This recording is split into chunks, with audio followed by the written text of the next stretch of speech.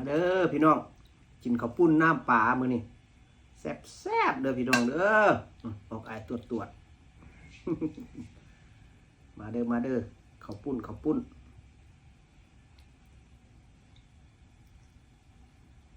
กินข้าวปุ้นกินกับข้าวเหนียวพร้อมเลยพี่น้อง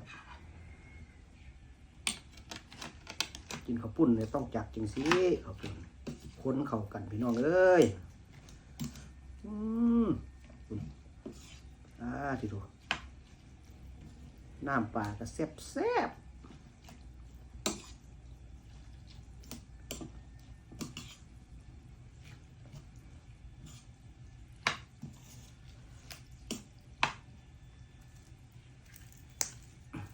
โอ้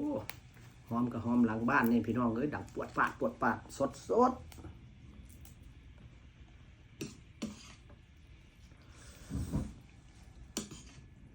กินข้าวปุ้นต้องกินอย่างสิได้พี่น้องคอยได้ทั้งกินทั้งน้ำทั้งตอน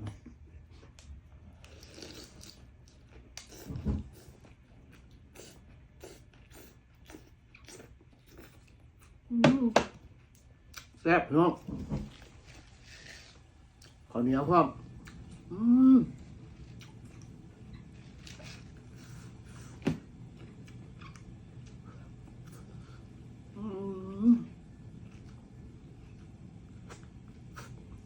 แซ่บ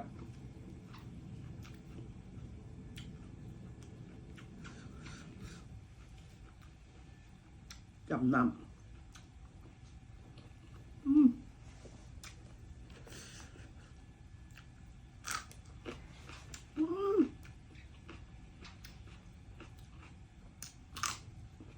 เผ็ดน้ำหนาถึงเอาข้าวบุกเผ็ดบุแซ่บไหม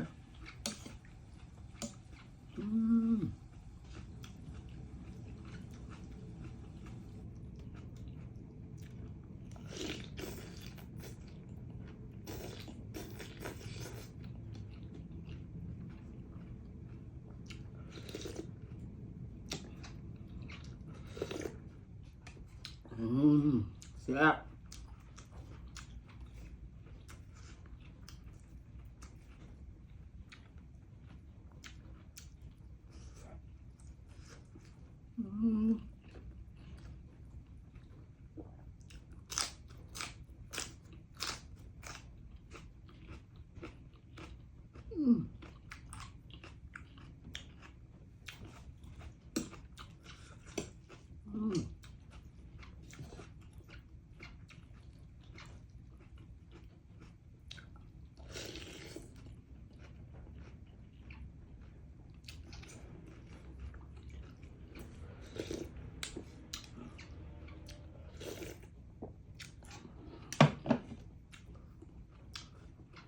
แซ่บพี่น้อง